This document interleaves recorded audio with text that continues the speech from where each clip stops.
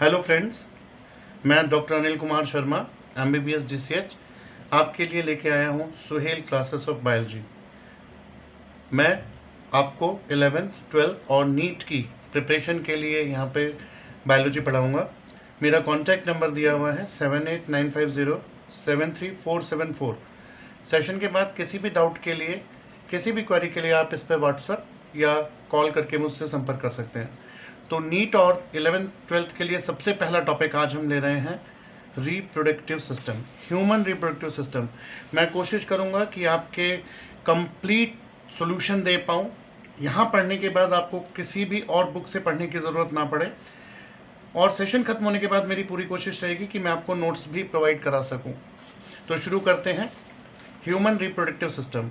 हम सभी को पता है कि ह्यूमन में सेक्सुअल डायमॉर्फिज्म पाई जाती है। सेक्सुअल डायमॉर्फिज्म का मतलब होता है कि ह्यूमंस में मेल और फीमेल अलग अलग होते हैं। इसलिए ह्यूमन रिप्रोडक्टिव सिस्टम को हम दो भागों में बांटकर पढ़ेंगे, मेल रिप्रोडक्टिव सिस्टम और फीमेल रिप्रोडक्टिव सिस्टम। जब भी हम रिप्रोडक्टिव सिस्टम स्टार्ट करते हैं तो दो टर्म्स हमें बहुत कंफ्यूज करती हैं, प्राइमरी सेक्स ऑर्गन और secondary sex organ.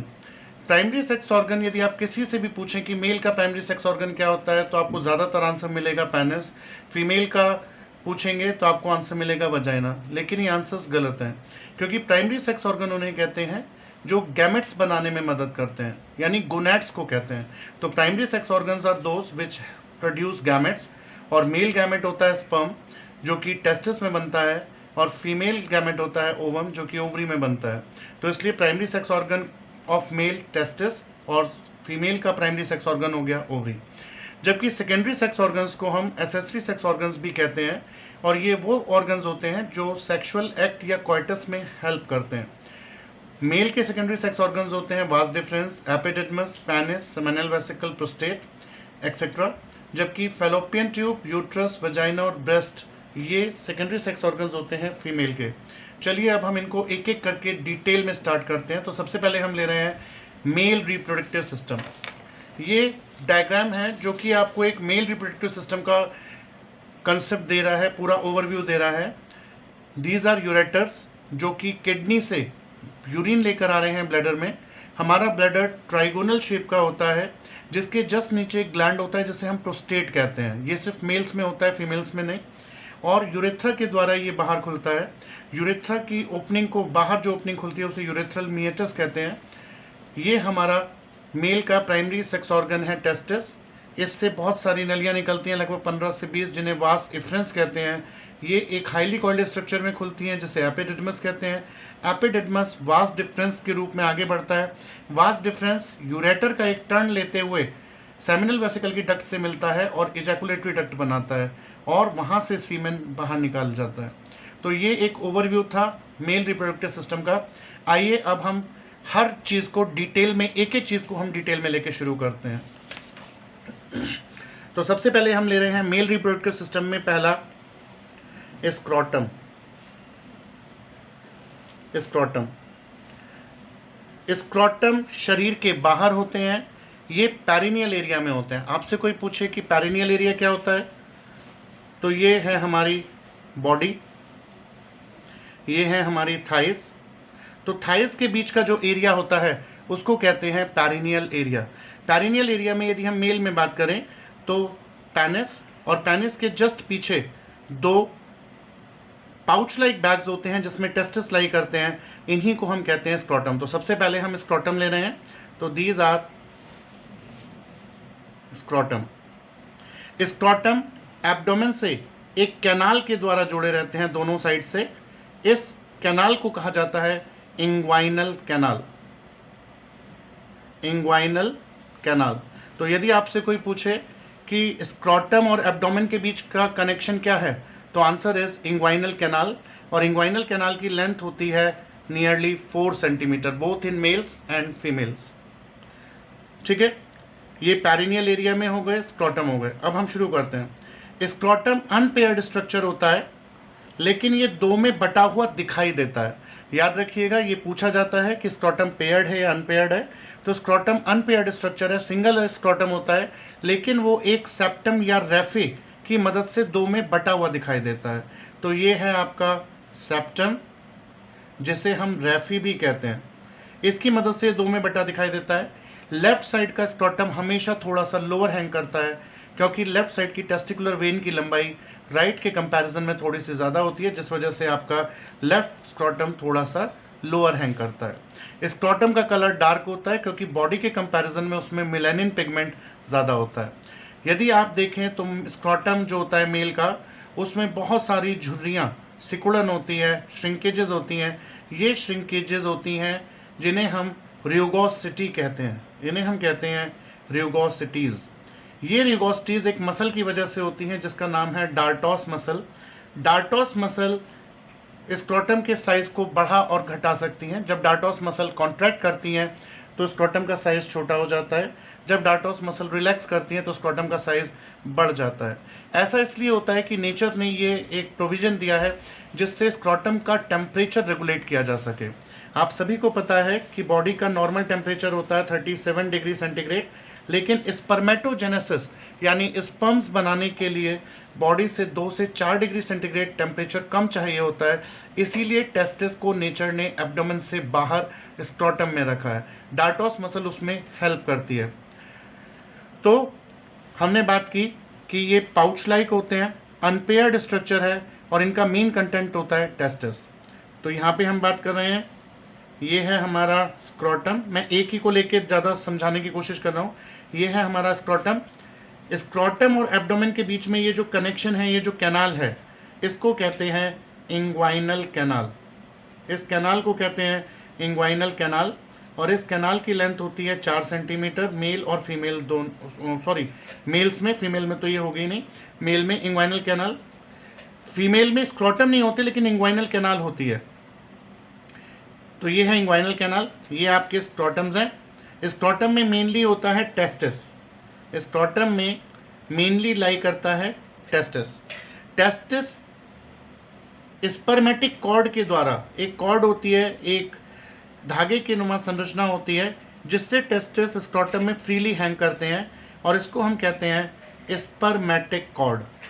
Spermatic cord, spermatic cord scrotum से एब्डोमेन में जाती है वाया इंग्वाइनल कैनाल, और कई बार टेस्टिस घूम जाता है तो इस घूमने से बहुत पेन होता है, और इस कंडीशन को कहते हैं टॉर्जन। इस टॉर्जन को प्रिवेंट करने के लिए नेचर ने लोअर एंड ऑफ टेस्टिस पर एक फाइब्रस बैंड दिया हुआ है जो कि उसे स्क्रोटम से बांध के रखता है और घूमने नहीं देता। इस फाइब्रस बैंड का नाम है गुबर्नाकुलम। इसको कहते हैं गुबर्नाकुलम। इस इंग्वाइनल कैनाल के द्वारा एब्डोमेन के कंटेंट, कई बार यदि एब्डोमेन में प्रेशर ज़्यादा हो जाए या मसल्स वीक हो जाएं तो एब्डोमेन के कंटेंट अंदर इसमें आ जाते हैं स्क्रोटम में। इस कंडीशन को इंग्वाइनल हर्निया कहा जाता है, और इस इंग्वाइनल हर्निया का इलाज सिर्फ और सिर्फ सर्जरी के द्वारा हो सकता है, इसको मेडिकली ट्रीट नहीं किया जा सकता। टेस्टिस का जो डेवलपमेंट होता है वो एब्डोमिनल कैविटी के अंदर होता है, लेकिन वो जस्ट बिफोर बर्थ, बर्थ से जस्ट पहले स्क्रोटम में आते हैं। यदि किसी वजह से वो स्क्रोटम में डिसेंड नहीं कर पाते तो ऐसे टेस्टिस को अनडिसेंडेड टेस्टिस या कंडीशन को क्रिप्टोचिडिज्म कहते हैं। ऐसी कंडीशन को क्रिप्टोचिडिज्म कहते हैं। क्रिप्टोचिडिज्म में यदि टेस्टिस शरीर के अंदर है, स्क्रोटम में नहीं आया है, तो ऐसे टेस्टिस में कैंसर होने के चांसेस नॉर्मल टेस्टिस की तुलना में बढ़ जाते हैं। ऐसे टेस्टिस को सर्जरी के द्वारा तुरंत स्क्रोटम में लाया जाना ज़रूरी है, क्योंकि यदि टेस्टिस शरीर के अंदर रहेंगे तो वहाँ के टेम्परेचर पर इफेक्टिव स्पर्मेटोजेनेसिस नहीं हो पाएगा। याद रखिएगा कि स्क्रोटम सिर्फ और सिर्फ मैमल्स में मिलते हैं, लेकिन एलिफेंट, वेल और सील, एलिफेंट, वेल और सील ऐसे मैमल्स हैं जिनमें स्क्रोटम नहीं पाया जाता। अब कई बार पूछा जाता है कि स्क्रोटम फीमेल के किस ऑर्गन के होमोलोगस हैं। होमोलोगस उन ऑर्गन्स को कहते हैं जिनकी बनावट, स्ट्रक्चर तो एक सा होता है लेकिन काम अलग अलग होता है। तो याद रखिएगा कि male scrotum, female labia majora, labia majora, ये क्या होता है जब हम फीमेल सिस्टम पढ़ेंगे तब पढ़ेंगे, लेकिन फिलहाल आप याद रख सकते हैं कि स्क्रोटम लेबिया मेजोरा के होमोलोगस होते हैं। उसके बाद यदि आपसे कोई पूछे कि स्क्रोटम में कितनी लेयर्स होती हैं, तो आप इसको SDECI, स्डेकी, इस टर्म से याद रख सकते हैं, स्क्रॉटम में कुल 5 लेयर्स होती हैं। ये स्क्रॉटम है, सबसे पहली लेयर है स्किन, दूसरी लेयर मसल की होती है जिसका नाम है डार्टोस मसल, डी से dartos muscle, this is dartos muscle. तीसरी लेयर होती है external spermatic fascia, this is external spermatic fascia. एक और मसल होती है जिसे कहते हैं क्रीमेस्टिक मसल, तो चौथी लेयर होती है क्रीमेस्टिक मसल। और पांचवी और आखिरी internal spermatic fascia, this is internal spermatic fascia. तो इस तरीके से ये स्क्रॉटम की 5 लेयर हो गई। अब यदि आपसे कोई पूछे कि स्क्रॉटम में आपको क्या क्या कॉमन चीज़ें मिल सकती हैं, कहने का मतलब है इलनेस, स्क्रॉटम से संबंधित कौन कौन सी इलनेस आपको मिल सकती हैं।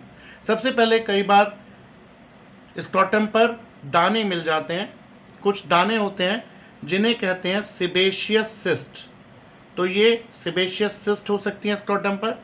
दूसरा, यदि इस पर फंगल इन्फेक्शन है तो जो फंगल इन्फेक्शन होता है स्क्रॉटम का वो फंगस कैंडिडा के द्वारा होता है मेनली, और इसको कहते हैं कैंडिडियासिस, कैंडिडियासिस। उसके बाद आगे अभी हम पढ़ेंगे कि कई बार स्क्रॉटम फूल जाते हैं, साइज में बड़े हो जाते हैं, उनमें पानी भर जाता है। एक्चुअली वो पानी कहाँ भरता है, जब हम टेस्टिस लेंगे तब आपको और स्ट्रक्चर क्लियर हो जाएगा, लेकिन उस कंडीशन को कहते हैं हाइड्रोसील। तो स्क्रॉटम में पानी भरने की कंडीशन को कहते हैं हाइड्रोसील। यदि पानी की जगह किसी वजह से अंदर चोट लगी है, ब्लड का रिसाव हुआ है और ब्लड भरा है, तो उस कंडीशन को कहेंगे हेमाटोसील। यदि एपिडिडमस के अंदर स्पर्म्स जमा हो गए हैं, सॉलिड हो गए हैं, गांठ बन गई है, तो उस कंडीशन को कहते हैं स्पर्मेटोसील, स्पर्मेटोसील। और यदि टेस्टिकुलर वेन्स काफ़ी बढ़ गई हैं, टॉर्चुअस हो गई हैं, तो उसको कहते हैं वैरिकोसील। और वैरिकोसील के लिए एक खास टर्म यूज़ करते हैं, bag of worms, bag of worms. आप स्क्रॉटम को टच करेंगे तो बिल्कुल ऐसा लगेगा जैसे किसी बैग में कीड़े भरे हुए हैं, तो ये वैरिकोसील के लिए खास टर्म यूज़ होता है, बैग ऑफ वॉर्म्स।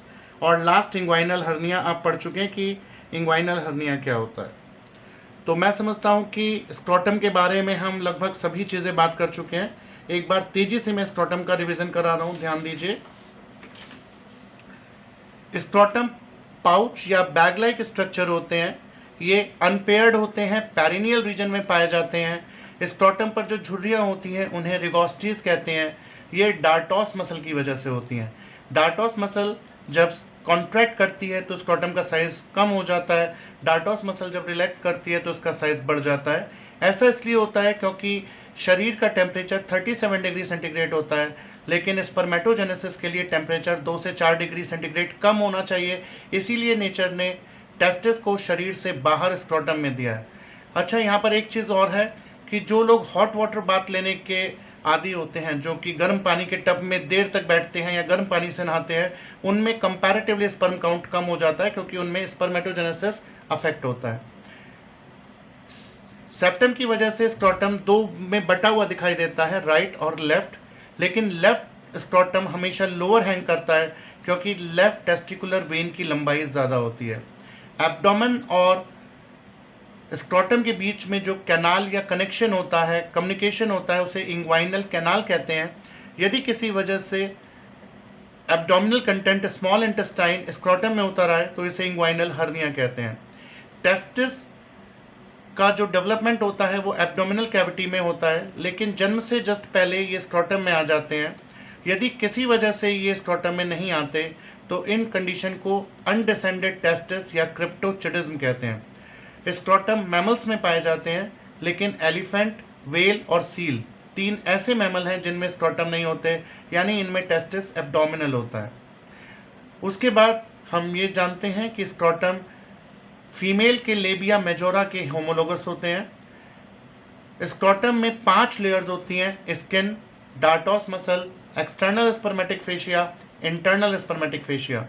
और कॉमन कंडीशंस जो आपको स्क्रोटम में मिल सकती हैं वो है सेबेशियस सिस्ट, जो दाने पाए जाते हैं। Fungal infection most commonly candidiasis होता है। यदि पानी भर जाता है स्क्रोटम में तो इसे हाइड्रोसील कहते हैं। ब्लड भर जाता है तो इसे हिमेटोसील कहते हैं। स्पर्म एपिडिडमस में यदि स्पर्म की गांठें बन जाएं तो इसे स्पर्मेटोसील कहते हैं। और टेस्टिकुलर वेन्स बड़ी होकर टॉर्चुअस हो जाएं तो इसे वेरिकोसील कहते हैं, जिसके लिए bag of worms term use किया जाता है। और यदि इंटेस्टाइन आ जाए तो इसे हर्निया कहते हैं। तो मैं समझता हूँ कि आपको स्क्रोटम से कोई भी दिक्कत हो तो आप मुझे पूछ सकते हैं फ़ोन पे या व्हाट्सएप पे। नेक्स्ट टॉपिक हम ले रहे हैं टेस्टिस। इसको ध्यान से देखिए, बहुत इंपॉर्टेंट है और इस पे बहुत ज़्यादा क्वेश्चंस पूछे जाते हैं। टेस्टिस, यदि सिंगल टेस्टिस है तो उसको हम TESTIS लिखते हैं, लेकिन यदि आप दोनों टेस्टिस की एक साथ बात करें तो उसके लिए हम TES लिखते हैं, टेस्टिस।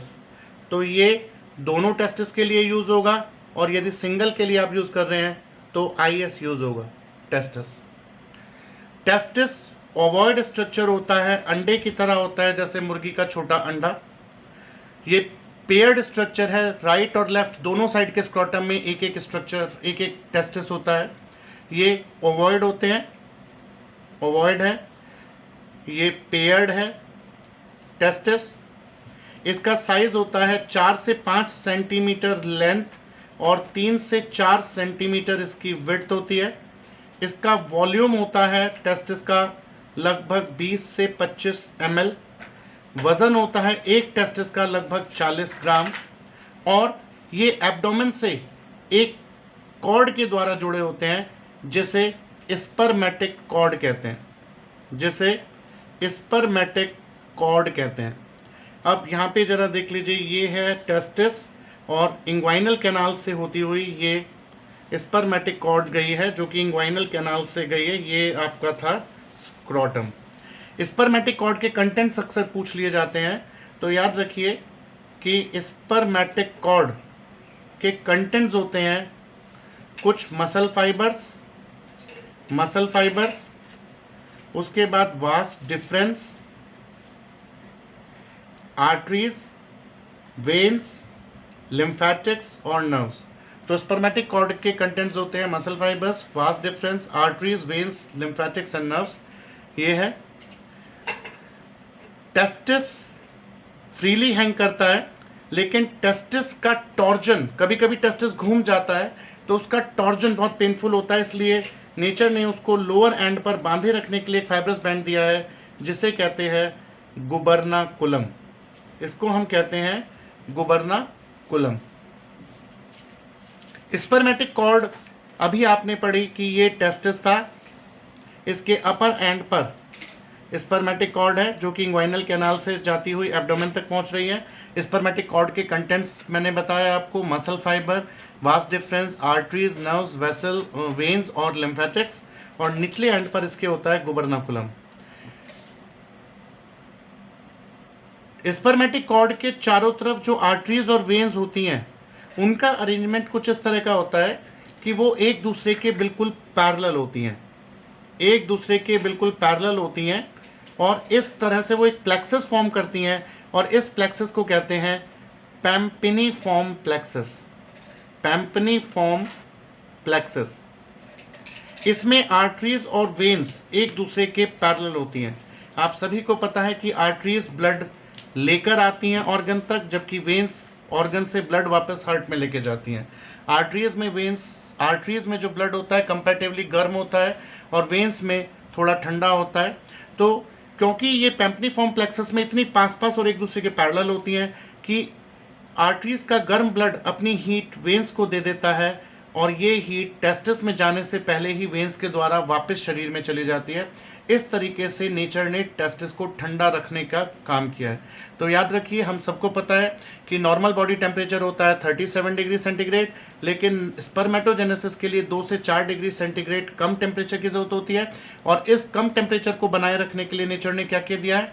डार्टोस मसल नंबर 1, जो कि कॉन्ट्रैक्ट करके या रिलैक्स करके टेम्परेचर मेंटेन करती है।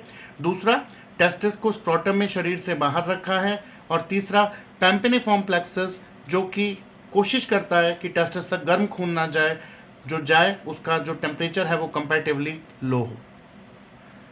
उसके बाद हम बात कर रहे थे यदि टेस्टिस किसी वजह से नहीं बना है, टेस्टिस का निर्माण ही नहीं हुआ, बच्चा पैदा हुआ लेकिन उसके स्क्रोटम में टेस्टिस नहीं है, तो इस कंडीशन को कहेंगे एजेनेसिस या एनॉर्किया। एजेनेसिस या एनॉर्किया। टेस्टिस का डेवलपमेंट आप पीछे भी पढ़ चुके हैं कि एब्डोमिनल कैविटी में होता है, लेकिन जन्म से जस्ट पहले वो डिसेंड करते हैं स्क्रोटम में। यदि नहीं करते तो उन्हें अनडिसेंडेड टेस्टिस या कंडीशन को कहते हैं क्रिप्टोचिडिज्म। क्रिप्टोचिडिज्म कहते हैं। ठीक है, तो ये तो एक्सटर्नल था। अब थोड़ा सा और डिटेल देखिए। टेस्टिस ये ओवॉइड होता है, टेस्टिस ओवॉइड हैं। इनका साइज़ है 4 से 5 सेंटीमीटर लेंथ, 3 से 4 centimetre width, 40 gram weight, volume 20 से 25 ml। ओवॉइड होते हैं, छोटे अंडे की तरह। टेस्टिस के ऊपर मैं रेड कलर से बना रहा हूँ एक पतली झिल्ली, बिल्कुल टेस्टिस से सटी हुई, बिल्कुल टेस्टिस से सटी हुई एक पतली झिल्ली होती है जो टेस्टिस को चारों तरफ से कवर करती है। ये एक कंप्लीट कवरिंग है। टेस्टिस के ऊपर एक कंप्लीट कवरिंग होती है जिसे कहते हैं ट्यूनिका एल्बुजिनिया। Tunica albuginea. अब टेस्टिस के ऊपर एक दूसरी कवरिंग भी होती है जो डबल लेयर्ड होती है, जिसमें 2 लेयर होती हैं। ट्यूनिका एल्बुजिनिया में तो एक ही लेयर है, ट्यूनिका वेजिनैलिस, और इनकम्प्लीट होती है। इसमें पीछे की तरफ से ये टेस्टिस को कवर नहीं करती, टेस्टिस के पोस्टीरियर पोल पर ये उसे कवर नहीं करती, और इसका नाम है ट्यूनिका वेजिनैलिस। यदि किसी वजह से ट्यूनिका वेजिनैलिस के दोनों लेयर्स के बीच में फ्लूइड भर जाए, पानी भर जाए, तो इस कंडीशन को कहते हैं हाइड्रोसील। तो याद रखिएगा, जो इससे पहले आपने स्क्रोटम में पढ़ा था कि स्क्रोटम में पानी भरने को हाइड्रोसील कहते हैं, वो पानी एक्चुअली या वो फ्लूइड एक्चुअली स्क्रोटम में नहीं भरता। कहाँ पर भरता है? ट्यूनिका वेजिनैलिस की लेयर्स में। तो ये था हमारा टेस्टिस। इसके ऊपर कवरिंग थी जो इससे बिल्कुल सटी हुई थी, ट्यूनिका एल्बुजिनिया, और इसके ऊपर कवरिंग थी डबल लेयर जिसमें कभी कभी फ्लूइड भर जाता है, ट्यूनिका वेजिनैलिस। ट्यूनिका एल्बुजिनिया जो कि टेस्टिस से बिल्कुल सटी होती है, वो टेस्टिस के अंदर धंसकर टेस्टिस को 200 से 250 लोब्स में बांट देती है, और हर एक लोब को कहते हैं टेस्टिक्युलर लोब्यूल्स। हर एक लोब को कहते हैं टेस्टिक्युलर लोब्यूल्स। इन टेस्टिकुलर लोब्यूल्स की वजह से टेस्टिस छोटे छोटे खानों में बटा हुआ दिखाई देता है। यदि अब हम इन लोब्स में देखें, इन लोब्यूल्स में देखें, तो हाईली कॉइल्ड स्ट्रक्चर 75 सेंटीमीटर लंबी हाईली कॉइल्ड ट्यूब्स मिलती हैं, और एक लोब में 1 से 3 ट्यूब मिलती हैं, 1 से 3 ट्यूब्स मिलती हैं, और इन ट्यूब्स को कहते हैं सेमिनिफेरस ट्यूब्यूल्स। Seminiferous tubules. तो टोटल ट्यूनिका एल्बुजिनिया ने टेस्टिस में अंदर धंसकर उसको 200 से 250 लोब्स में बांट दिया। प्रत्येक लोब में 1 से 3 सेमिनिफेरस ट्यूब्यूल्स हैं, और टेस्टिस को यदि आप काट के देखते हैं तो 80% भाग टेस्टिस का सिर्फ और सिर्फ सेमिनिफेरस ट्यूब्यूल से बना होता है। याद रखिए, सेमिनिफेरस ट्यूब्यूल इसलिए इंपॉर्टेंट है क्योंकि स्पर्मेटोजेनेसिस यानी स्पर्म का बनना इसी में होता है। तो स्पर्मेटोजेनेसिस कहाँ होता है? स्पर्मेटोजेनेसिस सेमिनिफेरस ट्यूब्यूल्स में होता है। तो ये था टेस्टिस। इसके ऊपर कवरिंग थी ट्यूनिका एल्बुजिनिया जो कि बिल्कुल इससे सटी होती है, पूरी कवरिंग होती है, हर तरफ से टेस्टिस को कवर करती है। इसमें अंदर धंसकर इसको 200 से 250 लोब्यूल्स में बांट रही है, जिन्हें टेस्टिकुलर लोब्यूल्स कह रहे हैं। हर एक लोब्यूल में 1 से 3 75 सेंटीमीटर लंबी, 1 से 3 75 सेंटीमीटर लंबी सेमिनिफेरस ट्यूब्यूल होती है। सेमिनिफेरस ट्यूब्यूल टेस्टिस का लगभग 80% भाग बनाती हैं। सेमिनिफेरस ट्यूब्यूल में ही स्पर्मेटोजेनेसिस होता है, और पोस्टीरियर एंड पर पिछले हिस्से में टेस्टिस के ये सारी सेमिनिफेरस ट्यूब्यूल्स मिलकर एक नेट लाइक स्ट्रक्चर बनाती हैं, एक जालनुमा संरचना बनाती हैं, और इस जालनुमा संरचना को कहते हैं रीटी टेस्टिस। इस जालनुमा संरचना को कहते हैं रीटी टेस्टिस। रीटी टेस्टिस से लगभग 15 से 20 ट्यूब्स बाहर निकलती हैं जिन्हें कहते हैं वास इफ्रेंशिया। वास इफ्रेंशिया, इनका नंबर होता है 15 से 20। ये आपने यहाँ तक देखा कि ये था आपका टेस्टिस, इसके ऊपर ये था ट्यूनिका एल्बुजिनिया जो कि अंदर धंसकर जिसने लोब्यूल्स में इसको बांट दिया। लोब्यूल्स में आपको मिली सेमनीफेरस ट्यूब्यूल 1 से 3 75 सेंटीमीटर लंबी 80% भाग बनाती हुई, और इन्हीं में होता है स्पर्मेटोजेनेसिस। यहाँ पर ये लास्ट में नेट लाइक स्ट्रक्चर बनाती है जिन्हें कहते हैं रीटी टेस्टिस, और इनमें से लगभग 15 से 20 ट्यूब्स बाहर निकलती हैं जिन्हें कहते हैं वास इफ्रेंशिया। ये वास इफ्रेंशिया एक हाईली कॉइल्ड स्ट्रक्चर बनाती हैं जिसे कहते हैं एपिडिडमस। एपिडिडाइमस ये, और एपिडिडमस आगे चलकर एक ट्यूब बनाता है जिसको कहते हैं वास डिफरेंस। वास डिफरेंस याद रखिए, ट्यूनिका एल्बुजिनिया टेस्टिस में धंसकर बनाती है टेस्टिकुलर लोब्यूल्स जिनकी संख्या होती है 200 से 250। प्रत्येक लोब्यूल में 75 सेंटीमीटर लंबी हाईली कॉइल्ड 1 से 3 सेमनीफेरस ट्यूब्यूल्स पाई जाती हैं, और सेमनीफेरस ट्यूब्यूल्स में बनते हैं स्पर्म्स, यानी स्पर्मेटोजेनेसिस सेमनीफेरस ट्यूब्यूल्स में होता है। पोस्टीरियर पोल पर सारी सेमनीफेरस ट्यूब्यूल्स आपस में मिलकर एक नेट लाइक जाल लाइक स्ट्रक्चर बनाती हैं जिसे कहते हैं रीटी टेस्टिस। रीटी टेस्टिस से 15 से 20 ट्यूब्स निकलती हैं जिन्हें कहते हैं वास इफ्रेंशिया।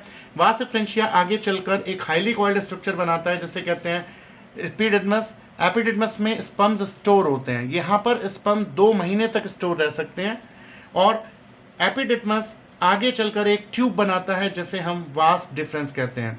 जब आपको पुरुष नसबंदी यानी मेल स्टरलाइजेशन करना होता है तो मेल स्टरलाइजेशन में आप वास डिफरेंस को ही कट करते हैं, इसीलिए मेल स्टरलाइजेशन को वेसेक्टमी भी कहते हैं।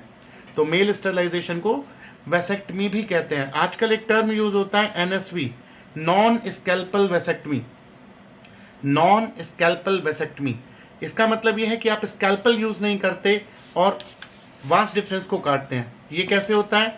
आपने पढ़ा कि ये था स्क्रोटम, स्क्रोटम में ये था टेस्टिस, इसमें से ये बाहर आ रहा था, और ये था एपिडिडमस, और ये बाहर जा रहा था स्पर्मेटिक कॉर्ड के साथ वास डिफरेंस बाहर एब्डोमेन तक। तो हम यहाँ पर ब्लंटली एक होल करते हैं, स्कैल्पल यूज नहीं करते, चाकू का इस्तेमाल नहीं करते, एक ब्लंटली होल करते हैं और एक फॉर्क की मदद से इसको हम बाहर खींच लेते हैं और यहाँ से इसको काट देते हैं। तो इस तरीके से आपको क्या मिलेगा कि आपने ये टेस्टिस था, ये स्पर्मेटिक कॉर्ड था, और ये बाहर आ गई, और ये हमने इसको काट दिया, हमने यहाँ से इसको सिल दिया, यहाँ से इसको सिल दिया और वापस इसको अंदर डाल दिया। तो कहने का मतलब ये है कि स्पर्म जो यहाँ से बनेंगे, अब इजैकुलेशन के दौरान आपको सीमेन तो मिलेगा, क्योंकि अभी आप आगे पढ़ेंगे कि सीमेन में सिर्फ और सिर्फ स्पर्म नहीं होते, सीमेन में सेमिनल फ्लूइड और प्रोस्टेटिक फ्लूइड भी होता है। तो एनएसवी के बाद, नॉन स्कैल्पल वेसेक्टमी यानी पुरुष नसबंदी के बाद, सीमेन वीर्य तो मिलता है लेकिन उस पर स्पर्म्स नहीं होते, क्योंकि स्पर्म को कैरी करने वाली वास डिफरेंस को आप यहाँ से कट कर चुके हैं।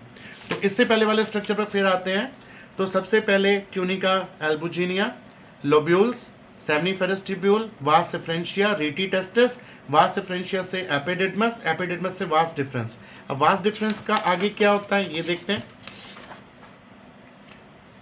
ये था हमारा ब्लैडर, ये था urethra. Male urethra S shape का होता है और उसकी लंबाई होती है 18 सेंटीमीटर। मेल यूरेथ्रा 18 सेंटीमीटर और फीमेल यूरेथ्रा होता है 4 सेंटीमीटर लंबा। इनकी लेंथ पूछ ली जाती है। इसके जस्ट नीचे एक ग्लैंड होता है जिसे हम कहते हैं प्रोस्टेट ग्लैंड। क्या कहते हैं? Prostate gland. प्रोस्टेट ग्लैंड के पिछले हिस्से में एक मेल ग्लैंड होता है जिसे कहते हैं, जो सिर्फ मेल में मिलता है, फीमेल्स में नहीं। इसको कहा जाता है सेमिनल वेसिकल। सेमिनल वेसिकल, ठीक है। ये था टेस्टिस, यहाँ से लोब्यूल्स में से वास डिफरेंस, एपिडिडमस, और ये था आपका क्या? Vas deferens. ये यूरेटर था। मैं इसको आगे कलर्स थोड़ा सा चेंज कर रहा हूँ ताकि आपको अच्छे से समझ में आ जाए। तो वास डिफरेंस सबसे पहले यूरेटर का एक टर्न लेता है, याद रखिएगा। वास डिफरेंस सबसे पहले यूरेटर का एक टर्न लेता है और यूरेथ्रा में खुलने से पहले सेमिनल वेसिकल की डक्ट से मिलता है, और सेमिनल वेसिकल की डक्ट से जब ये मिल जाता है तो इसको कहने लगते हैं इजैकुलेटरी डक्ट। ये क्वेश्चन अक्सर पूछ लिया जाता है कॉम्पिटिटिव एग्जाम में कि इजैकुलेटरी डक्ट किस किस के मिलने से बनती है। तो इजैकुलेटरी डक्ट मिलकर बनती है सेमिनल वेसिकल की डक्ट और वास डिफरेंस। वास डिफरेंस और सेमिनल वेसिकल की डक्ट के मिलने से बनती है इजैकुलेटरी डक्ट। तो अब आपको एक बहुत चीज़ अच्छे से क्लियर हो गई होगी क्या, कि स्पर्म्स कहाँ बनते हैं, सेमनीफेरस ट्यूब्यूल में। कहाँ पर? Inside the testis. अब स्पर्म का पाथ अक्सर पूछा जाता है नीट में कि स्पर्म का पाथ, करेक्ट पाथ बताइए। तो सबसे पहले सेमनीफेरस ट्यूब्यूल्स में स्पर्म्स बने, वहां से गए रीटी टेस्टिस, रीटी टेस्टिस से गए वास इफ्रेंशिया, वहां से गए एपिडिडमस जो कि स्टोर हाउस होता है, वहां 2 महीने तक स्टोर रह सकते हैं। वहां से गए वास डिफरेंस, पुरुष नसबंदी में वास डिफरेंस को ही कट किया जाता है। वहां से गए वास डिफरेंस के बाद सेमिनल वेसिकल में नहीं जाएंगे, कहाँ गए?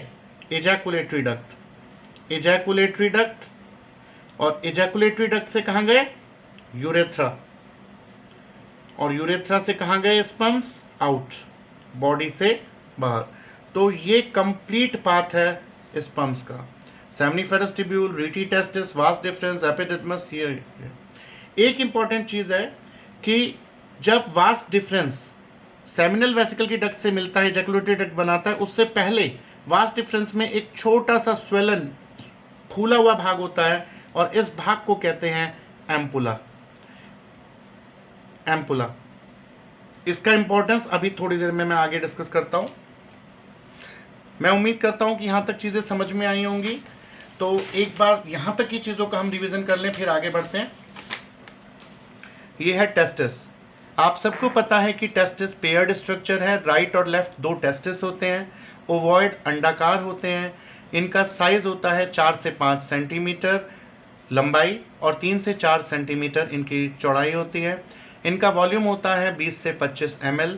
ये स्क्रोटम में लाई करते हैं, शरीर के बाहर इसलिए हैं क्योंकि स्पर्मेटोजेनेसिस के लिए शरीर के टेम्परेचर से 2 से 4 डिग्री सेंटीग्रेड कम चाहिए।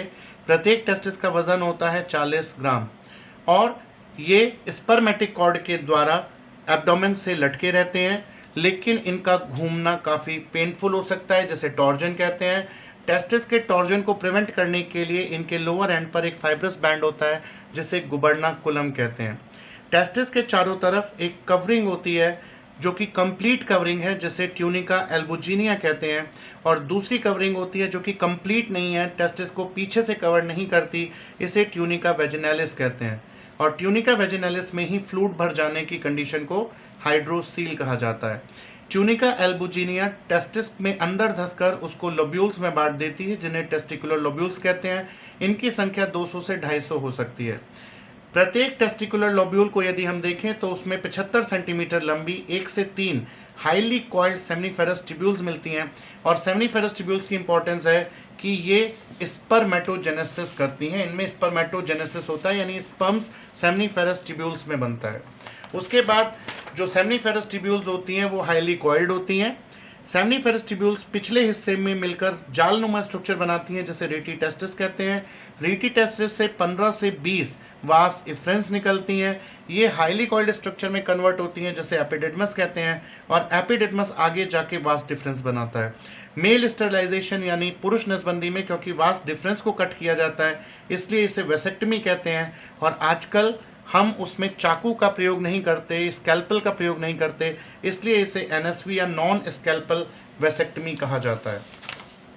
उसके बाद वास डिफरेंस आगे चलकर यूरेटर का एक टर्न लेता है और सेमिनल वेसिकल की डक्ट से मिल जाता है। और जब ये सेमिनल वेसिकल की डक्ट से मिल जाता है तो इसे इजैकुलेटरी डक्ट कहते हैं, और इजैकुलेटरी डक्ट से ये यूरेथ्रा में खुलकर बाहर निकल जाता है। सेमिनल वेसिकल की डक्ट से मिलकर इजैकुलेटरी डक्ट बनाने से पहले उसमें एक स्वेलन पार्ट होता है जिसे एम्पुला कहते हैं। तो इस तरीके से यदि आपसे कोई पूछे कि स्पर्म्स का कंप्लीट पाथ क्या होता है, तो स्पर्म्स का कंप्लीट पाथ होता है सेमनीफेरस ट्यूब्यूल में स्पर्म्स का फॉर्मेशन हुआ, वहाँ से गए रीटी टेस्टिस से वास एफ्रेंशिया से एपिडिडमस, वहाँ से वास डिफरेंस, एजैकुलेटरी डक्ट और यूरेथ्रा होते हुए बाहर। फीमेल जेनाइटल ट्रैक्ट यानी वजाइना के अंदर जब स्पर्म्स छोड़ दिए जाते हैं तो उसे इंसेमिनेशन कहते हैं, और फीमेल वजाइनल ट्रैक्ट में स्पर्म्स की लाइफ होती है 48 घंटे या 2 दिन। याद रखिएगा, ये आगे आपको बहुत हेल्प करेंगे सेफ पीरियड और अनसेफ पीरियड की कैलकुलेशन के लिए। अब हम आते हैं टेस्टिस की एलएस में। ये था हमारा टेस्टिस। यदि हम टेस्टिस को काट के देखें, इसकी एलएस देखें, तो इसके अंदर 80% क्या भरा हुआ है? Seminiferous tubules.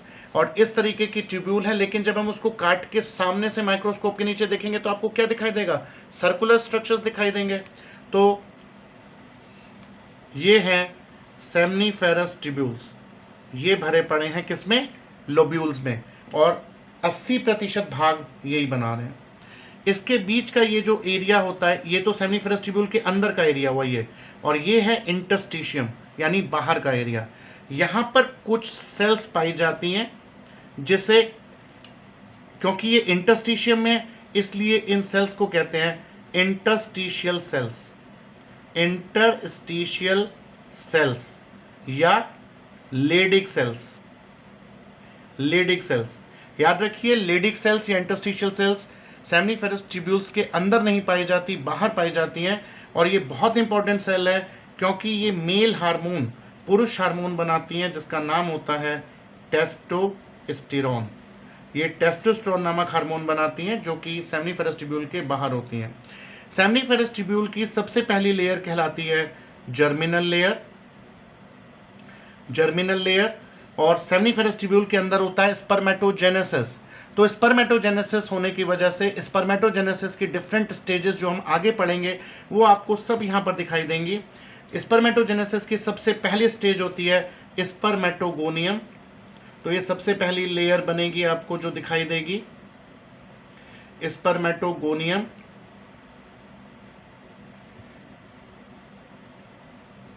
स्पर्मेटोगोनियम, उसके बाद प्राइमरी स्पर्मेटोसाइट,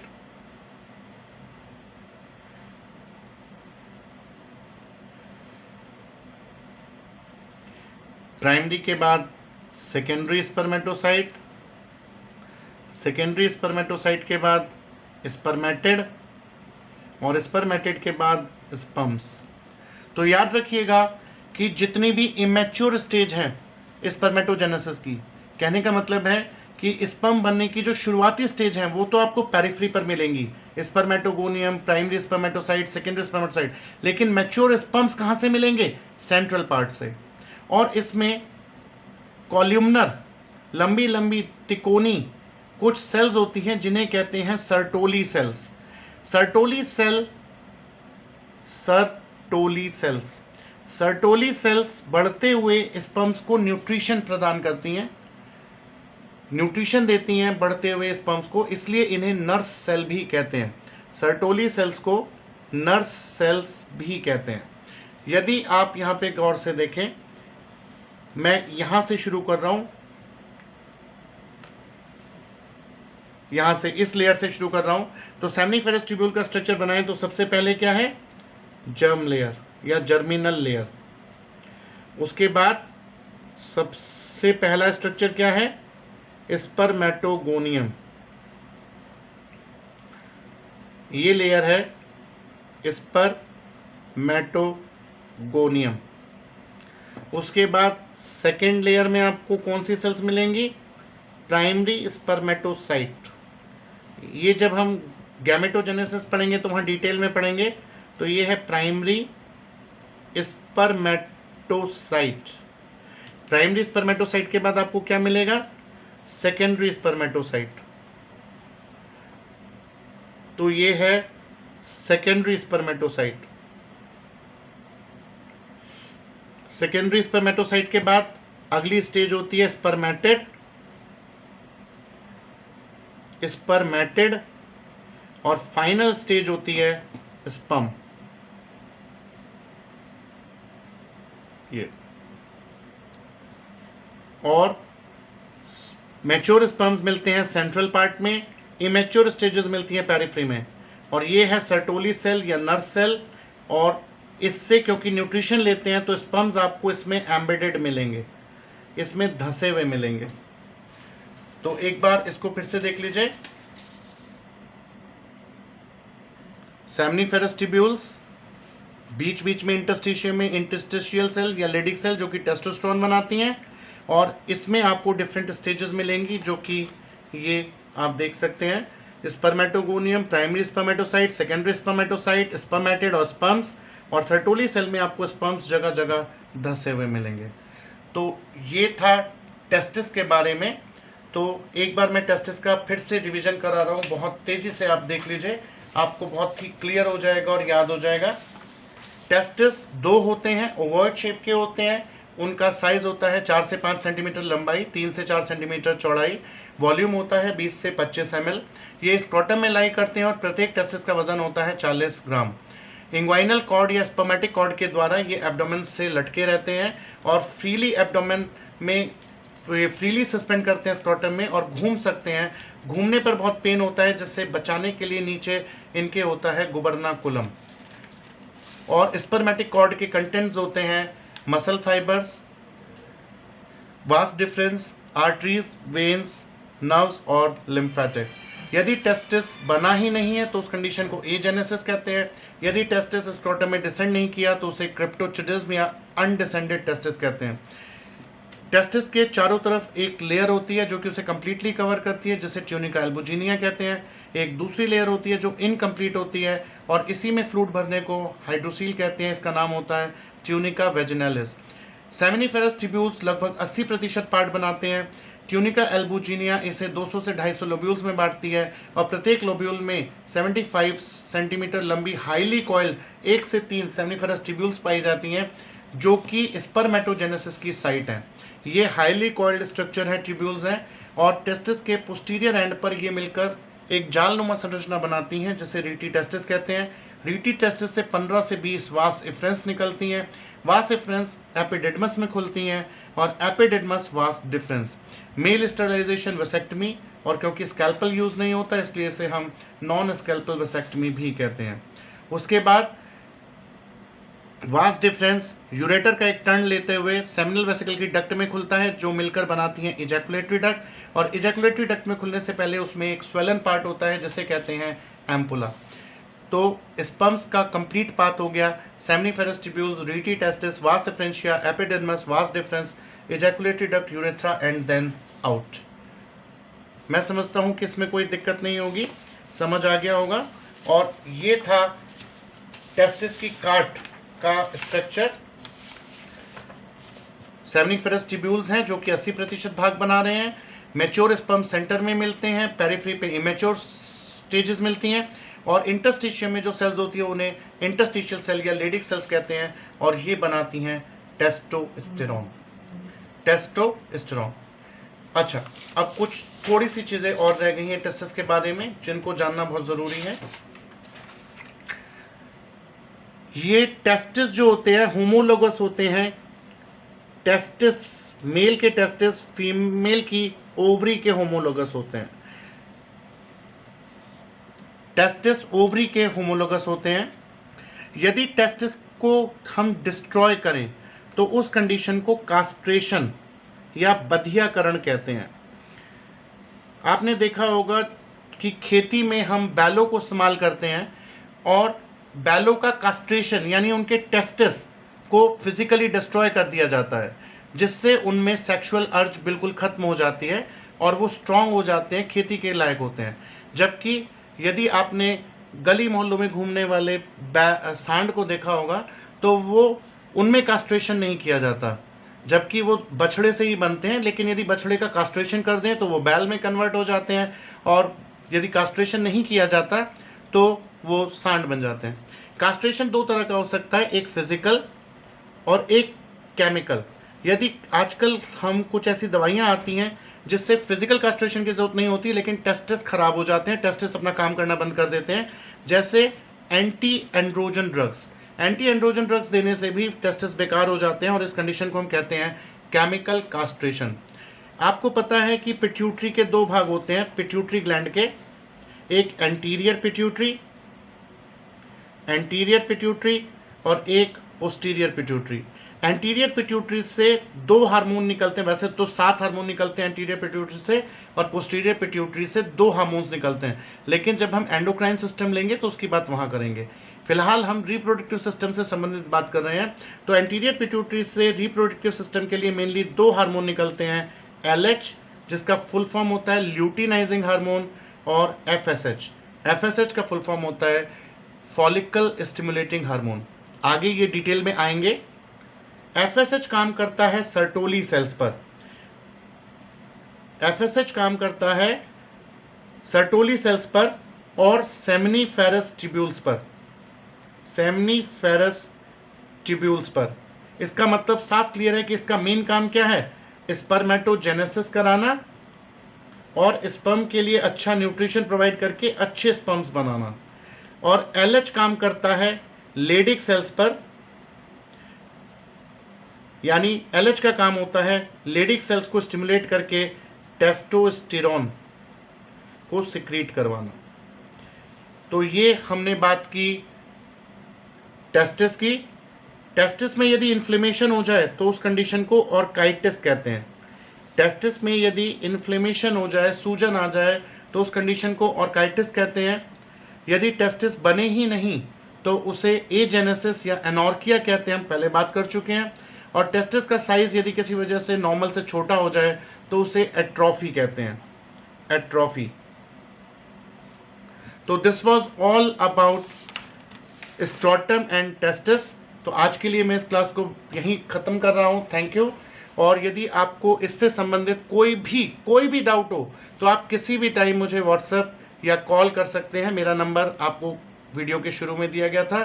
थैंक यू। और मैं मेल रिप्रोडक्टिव सिस्टम का बचा हुआ पार्ट लेकर बहुत जल्दी आपके सामने हाजिर होऊंगा। Thank you. यदि आपको अच्छा लगा हो तो प्लीज़ इसे सब्सक्राइब ज़रूर करिएगा। Thank you.